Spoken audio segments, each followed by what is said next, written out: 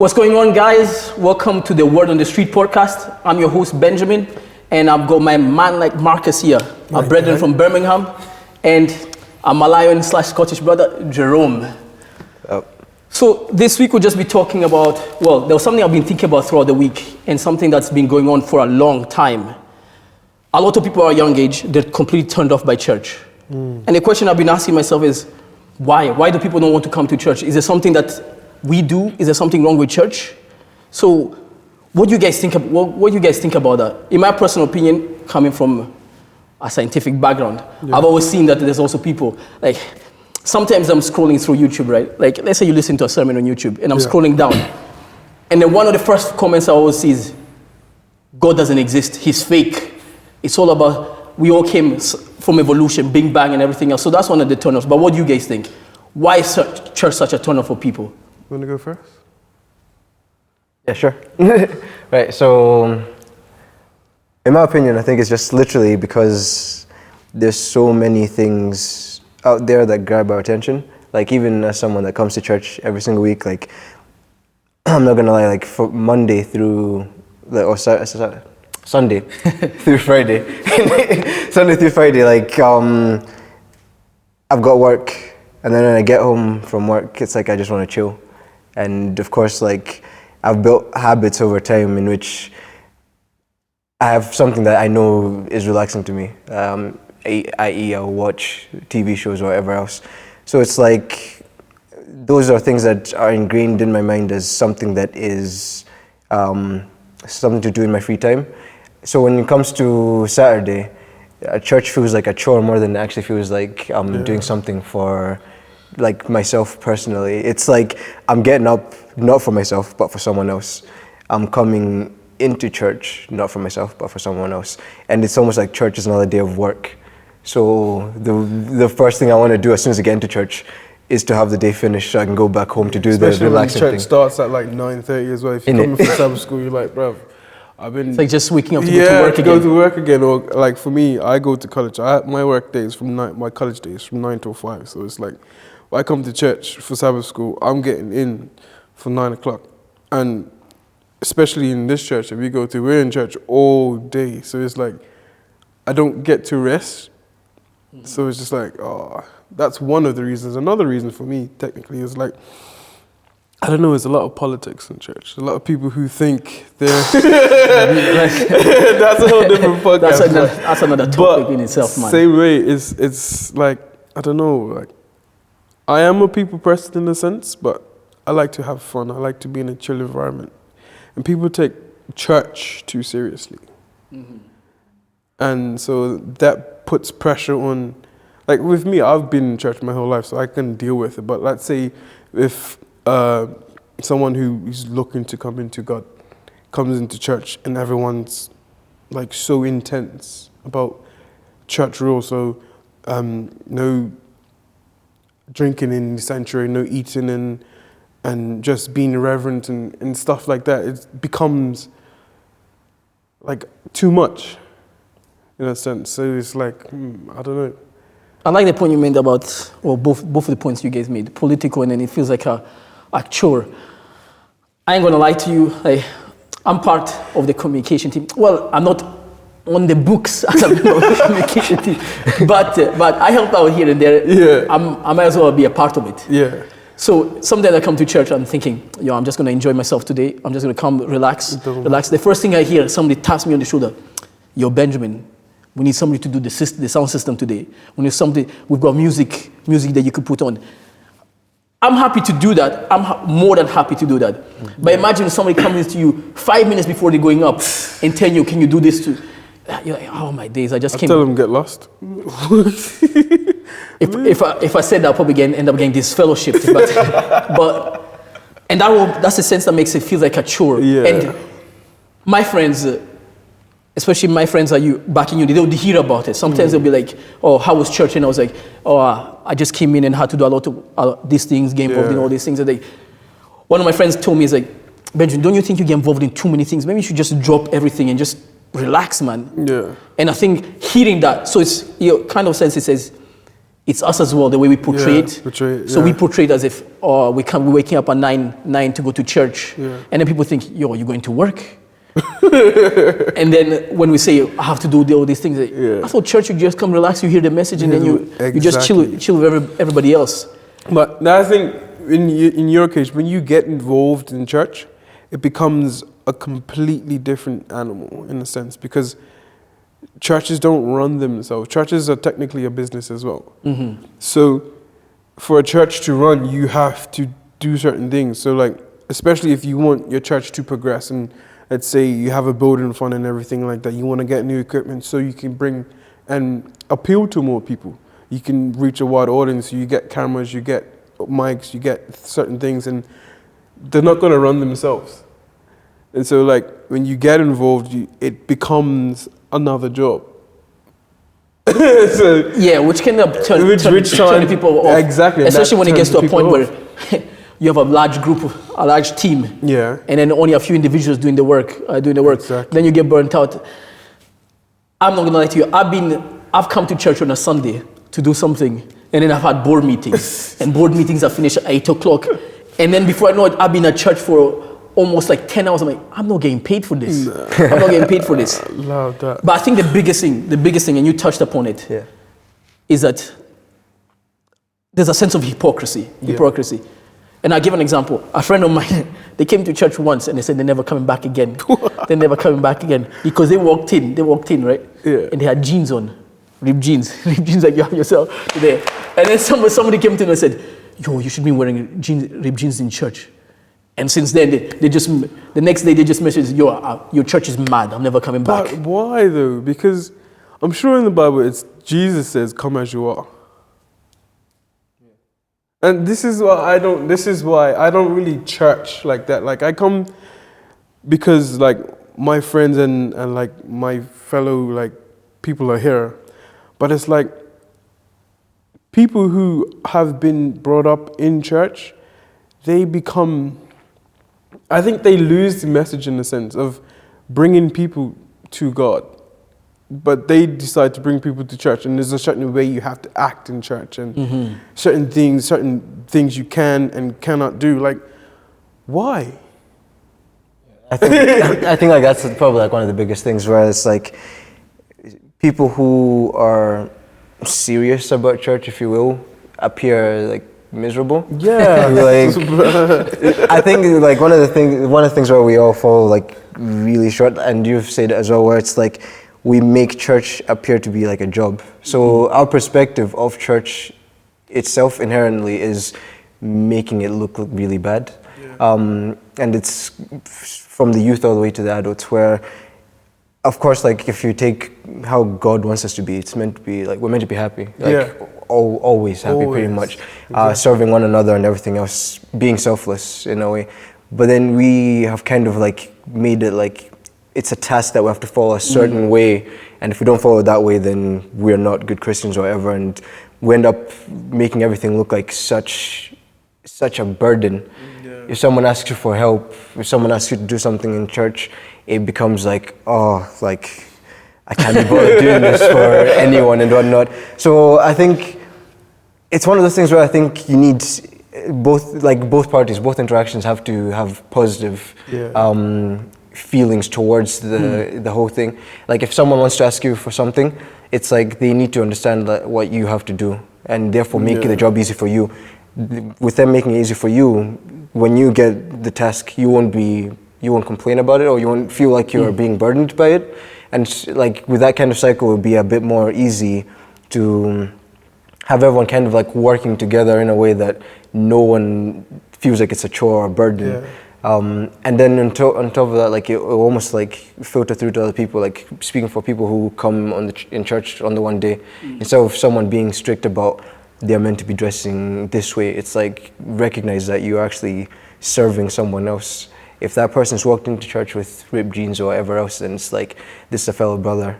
I should make his day good, make it better, like with Jesus' perspective. But people miss that point, and instead it's like, you're not dressed the way God wants you to be dressed. And how do you know what God wants me to dress like? Kind of thing. Like, what makes you a judge of me because you God?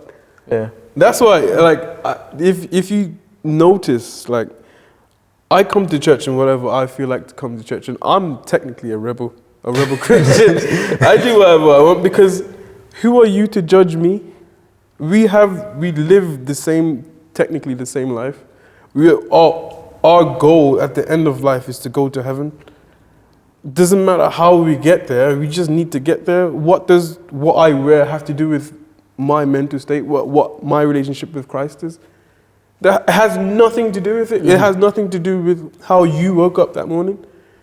So why are you looking at me like I'm crazy? Like it doesn't make sense sometimes. And I think that's what, with the whole thing about is church for me. Yeah. Speaking about, obviously, we'll come to our personal experiences. Yeah. What kept us to church later. Yeah. But speaking about how other people portray it, I think the whole encompassing thing is that we need to understand that when you come to church, you come because of your relationship with God. You come because of your relationship with God.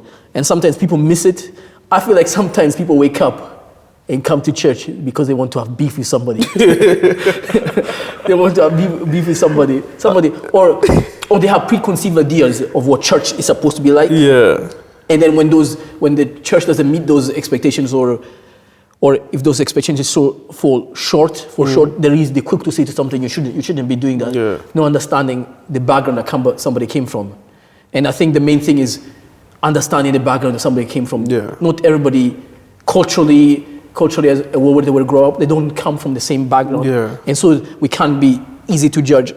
But another thing I think, this briefly, but another thing I think is, and I've experienced this a lot, as in, a few friends of mine have always said that there seems to be, on the political side, there seems to be more drama in church than there is outside. 100%. But I always tell them, come back to them, like, sometimes you just gotta accept that church isn't where perfect people are. Exactly. Perfect people are. It's a hospital. Yeah. It's a hospital. Everybody comes there to get cured. Yeah. Get cured. Nobody comes there as they're perfect. And these things are, you don't want to see them, but are expected in a scenario like that. Yeah. And that's one of the things I try to get across. But for some of them, I think it's a concept, the concept that we give away of church, that it's perfect. You have to do this, you have to do that. Yeah. Like one of our youth said, they had this concept like, I couldn't get baptized until I reached this certain level. Yeah. One, and the elder spoke to me and said this, you don't need to reach a certain standard before you get baptized. And I think that's where the confusion, people say, is church for me? The answer is like, no. I'm not perfect. I don't fit in that category. That's the whole point of church, though. But come back to that drama thing. Like, I think because churches are so closed in a certain aspect, like you can see it more. So, like, say in a group of friends, you have 3 churches. This church doesn't like that church for whatever reason, but like you know about it because you're in that group. Mm-hmm. Whereas if you're outside in the world, you're not going to know that you don't like this person because they done that, because you don't talk to them. Mm. So that's, in a sense, you can see that there's a lot of drama in the church, but you know about it because people talk in the church. Because everybody, like you said, everybody's trying to heal. The church is a hospital. So to get over your problems and your issues, you're going to talk to someone about them. Mm-hmm. And then they talk to somebody about it, and then they talk to somebody about it, and then when you look at it, the whole 3 churches know about this person having an issue with this next person. So. Yeah. No, but to that point as well, I want to say, like, it would be unfair to say, like, it's just something that happens in church. I think as people, it's like where lots of people are gathered, like once it becomes like, if you want to call it a group. Yeah. Like, I watch a lot of team sports, of course, football, basketball, Formula 1, any team sport you mention. There's always like friction that happens at one point or another within that organization. And just like we go to politics, there's people who think differently within that organization. And once 2 people express their opinions, things can escalate depending on whatever was expressed. So church is no different because, like you said, it's a collection of people who've gathered together. Everyone's different. So when you have differences, there's bound to be some sort of conflict here and there. So like like anyone that comes to church thinking, or doesn't come to church thinking there's just too much drama in the church. Like Wherever you go, it's gonna be the exactly. same thing. That's just life. Like that's just how people are when there's a group of people together. Yeah. So I wouldn't even like give that as a reason to not come to church. Now, of course, the dramas do. It's more accessible when you're here because you're in a confined space. Yeah, exactly. And of course, like now, even with the SCA church, and I'm sure with other churches as well, we've obviously got like Glasgow, Paisley, and all these other churches. And in some ways, it's like some of that drama does spill over into other churches, and especially with us youth who know literally every youth in Scotland. You guys don't put me into that. Yeah, Marcus doesn't know as much as we do. Well, he's still new. Yeah, exactly. Yeah, there's things that spill over into other churches, and obviously because we are quite close knit in that way, everyone kind of knows someone's business in some way. So once it spills over, it does get magnified more than it is. Yeah. But that's just a consequence of everyone being close. So close. Yeah, exactly. And then, obviously, it's not like the churches in America where there's lots and lots of churches. Here, after a year or so going to youth events, you know everybody. After one youth event. One youth event, you know everyone. That brings me back to this. Like, okay, so we talked about the church is like a hospital and everything else. And some people have preconceived ideas of what church is, which probably makes them turn back because they think the church is supposed to be a perfect place. But the question some people would ask is, what does the world offer that church doesn't offer them? As in, if you give people a choice, right?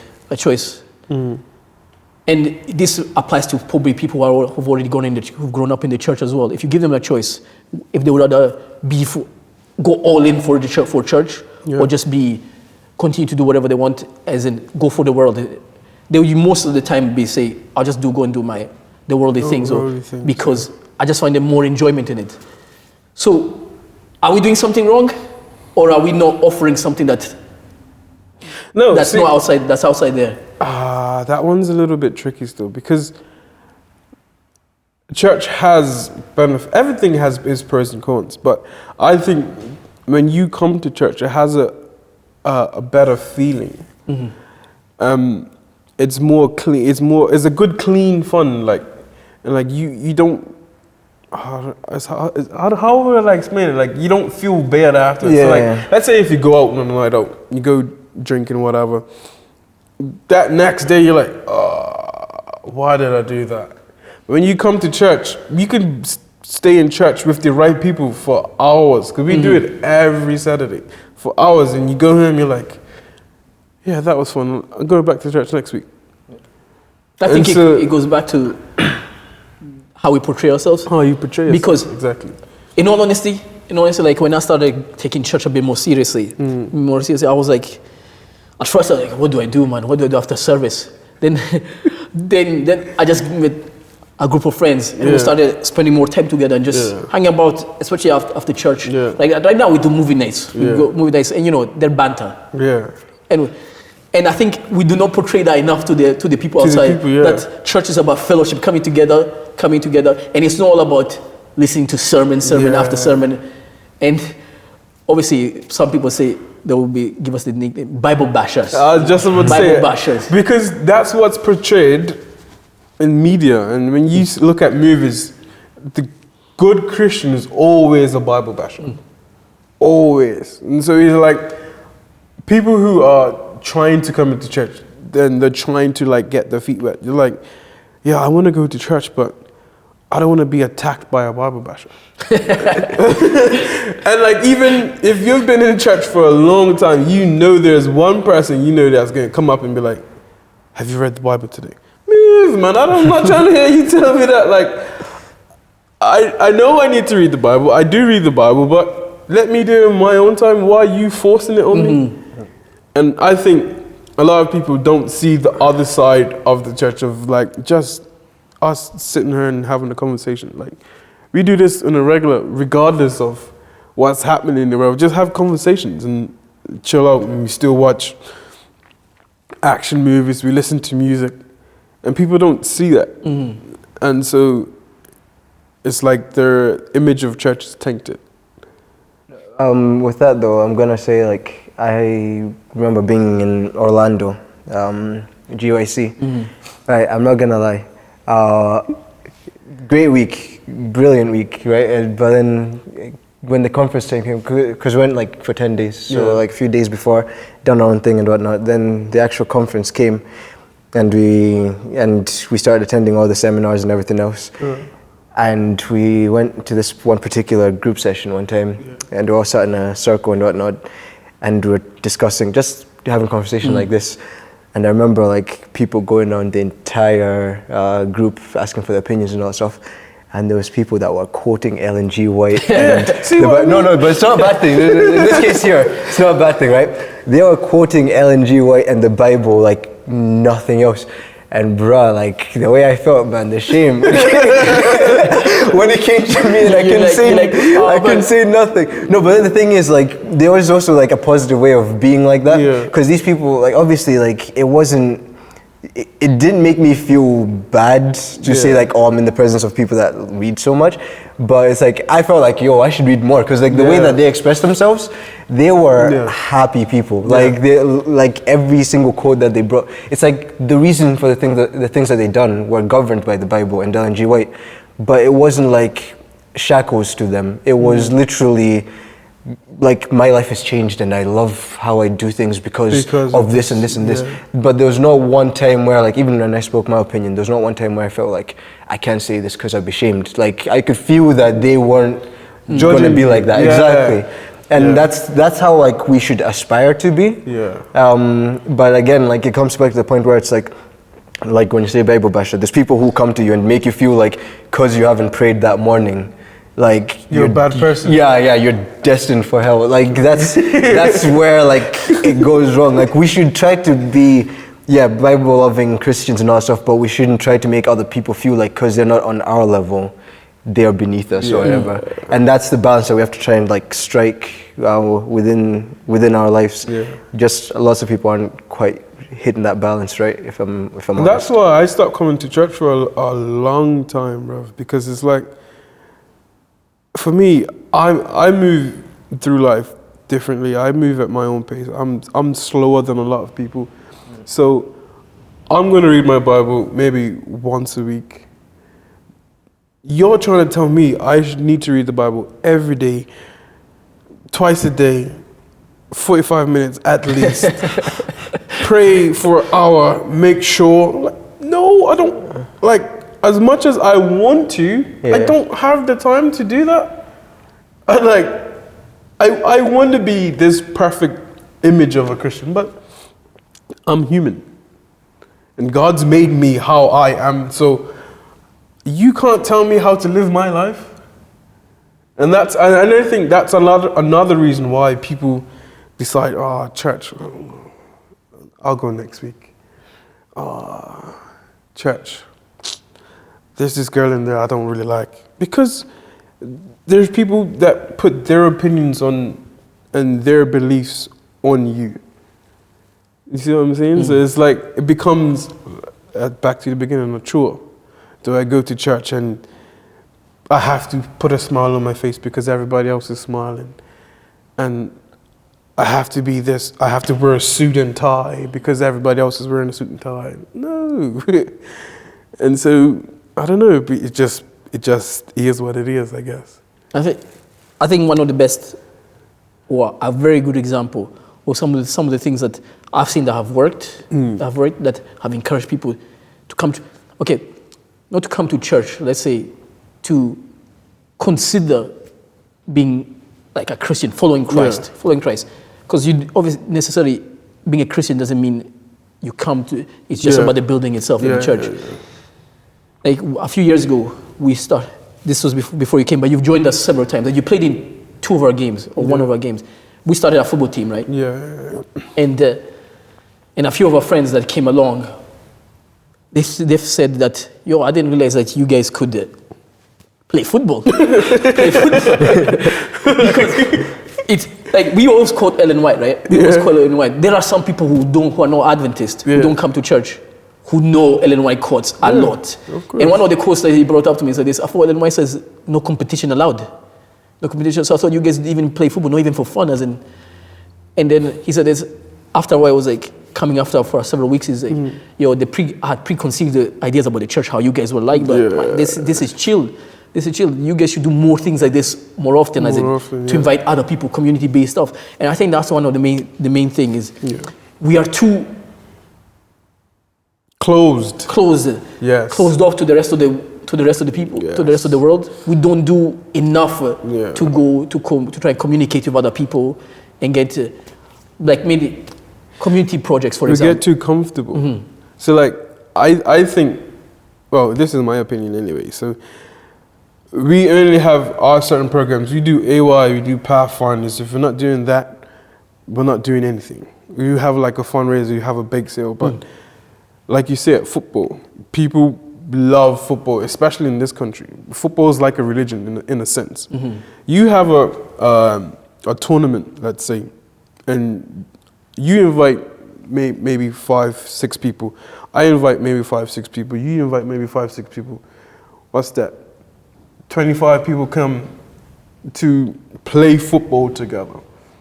And now, in this scene, you don't necessarily have to talk about Jesus, but your energy is different. And then they're like, these people are nice. Maybe let's try this again. Next week, are you playing football?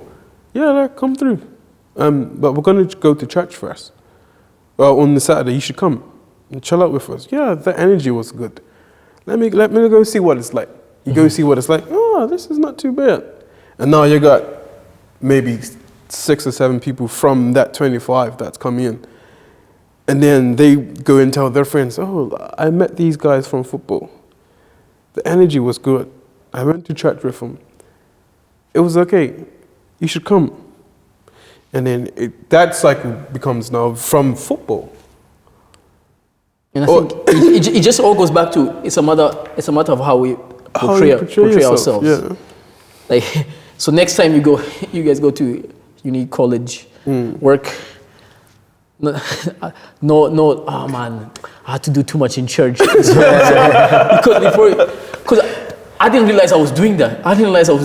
Yeah. And then until my friends told me, Benjamin, yo, you always complain about church. You always complain about church.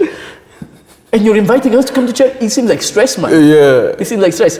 But I think I want to touch upon about is like personally, what made you decide that church is for me, that God is for me, that this is what I want to stick to this path that I've started on?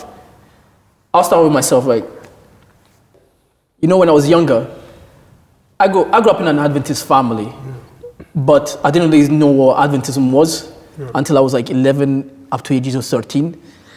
And I used to come to church, and everybody knows this story. They know this aspect of the story anyway. I used to tell this all the time, that I used to come to church, sit in the back row so I can make my quick exit when the time came. Because I used to be part of a football team, and we used to play on a Saturday. Most games were on a Saturday, and I never wanted to miss a game. So I used to, as soon as the time hit, I used to leave, not talk to anybody. And then I wasn't really involved in church, and it didn't bother me whether I came to the sermon or not, and everything else. But then there was a turning point in my life. There was a massive turning point in my life. Like, you know, sometimes when your parents are praying for you, they say they were praying for you. But you don't really see them praying, you're saying that they're just saying that they want to comfort you. It's a parenting thing to do. That's probably something I'll do when I have kids as well. I'll say all these things. But then one day, and my brother has also touched upon this as well in one of our AY chats that we do, is that I heard my mom praying for us.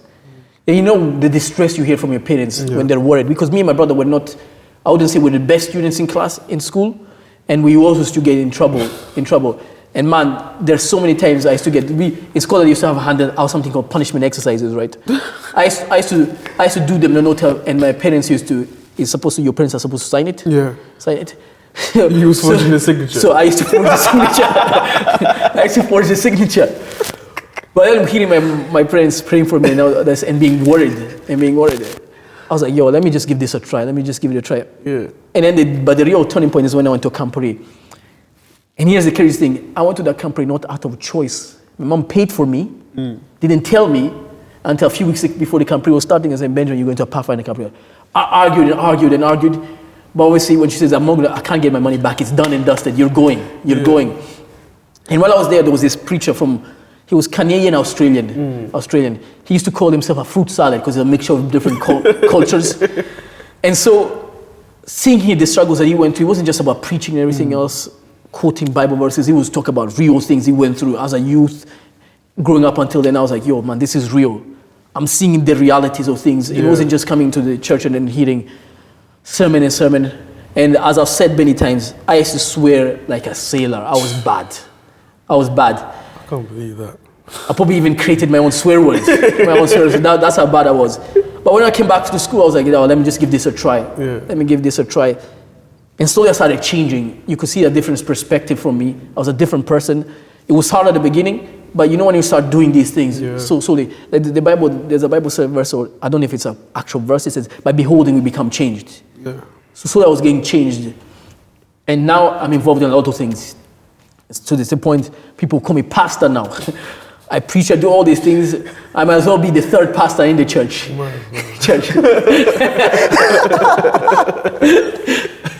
But it's a bold claim. But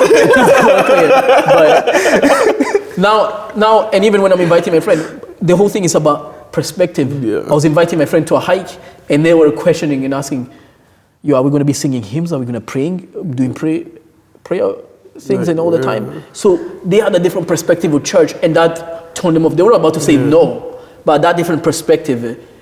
And when I told them and explained to them, we're just going to go there, hiking and just have fun and enjoy ourselves. And just be around each other. Just be around each other. And that perspective, it's all about perspective. If people see church as we're just going to be Bible bashers, read the Bible and do all these things. Reading the Bible is good, but you see, we can't enjoy ourselves. It doesn't change the mentality. And seeing somebody who was real about the struggles he went through as a Christian growing up, my age, and who experienced similar things, they didn't come to church as well. I think that was a game changer for me. That changed my life completely. And I've never looked back. In fact, I got baptized a year after that. How old were you? Because I don't even remember. But I know the date of the baptism. I just don't remember how old I was. Oh my days. I think for me, what brings me to church and what keeps me in church is that, same like you, I was born into an Adventist family. Well, my mom's Adventist, my dad's Sunday worshiper. But it's like, it's repetition for me. I've gone to church most Saturdays my whole life. Like, for you, right, when you was like sitting in the back of the church and going to play football, I didn't do that. I didn't start playing football till I was 13 because I was in church. And most times, like my grandparents are Sunday worshippers, so I was going to church on Saturday with my mom and then going to church on Sunday with my grandparents. So I've been in church, like I know church. And so, I don't know, church is comfortable for me in a sense. And I just like the energy that's here. Like, it's people who think like me, who, like you said, are going through the same struggles as me. And so, like, it's a safe space in a sense. It's like, I know I can come to church and I can, if I really needed to talk to somebody, I can pull you up, I can pull Jerome up, I can pull anybody up and say, look, bro, I'm dealing with this right now. I don't know what to do. And somebody will have advice for me. And so it's like that kind of homely feeling, especially for me, like I live 1,000 miles away. And so like having people around me that genuinely care for me, I think that what keeps me in church. And on my part, like, been a few events here and there, but like a standout is, again, like Orlando, GYC. That period was, those brief few days, there was so much that I was like seeing and learning, that like before going there, like I actually even had the thought of, if I don't like day one, I'm not gonna go back. Like, my mom wasn't there to like stop me anyway, but like literally on the first day, it was a surreal kind of experience where like as soon as we walked into the center, the convention center, like every single person around me was SDA. And it's like the first time where it's like almost, like exactly. Like everyone I spoke to like was someone that shared the same views and the same opinions as me. Not that I'm someone that's just comfortable with only people that are like me, but then it's just one of those things where it's the first time ever that within like a 10-mile radius, everyone is like a Christian. Yeah, and I remember like first seminar, second seminar, like they just kind of kept getting better as we went along.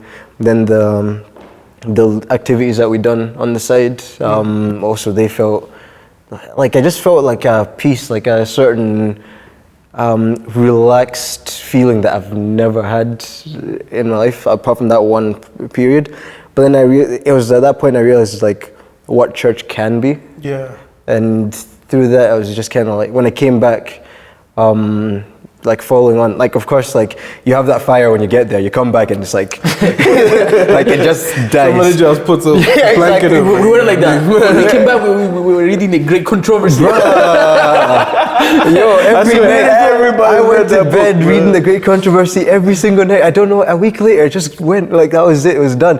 But then the thing is like that feel-good feeling about coming to church never completely died. And I remember like a few years later, I go to uni, and when I was at uni, I went to church most weeks. The weeks, when I say most, like I missed like 3-4 over like 4 years. Yo, right? way better than me. Yeah, but then like the days that I missed it, it felt so weird. Like I couldn't do my business on that day. Like I couldn't do anything that day. And I remember actually like last few months of uni, like I had deadlines and everything, but when Saturday hit, I didn't do any work. And I'd go and like with the Dundee crew, I'd like go to what was it, like St. Andrews and Perth, wherever else, just so we don't break the Sabbath, we'll go for a walk or something like that. And every time we were doing those activities, not once did I think about work, and not once did I even worry about work. It was one of those things where it's like, this is what church is meant to be like. Like once you actually hit a Saturday, it's like peace like nothing else. Yeah. And it's through that, it's like, but to actually answer the question, GYC is where like it was cemented that like I want to be in church. Yeah. But then following up with that, it's being away from church just felt too strange afterwards. So yeah, that's my own experience with church and being in it. Well, we could talk about this for ages. Because there's other things. There's also other things like the whole religion, science aspects and everything about why people decide whether to come to church. But maybe that's a podcast for another time. Probably, Because we could go on and talk about this for days. It's because we have chats like this in AY all the time, and they spill over to other AYs.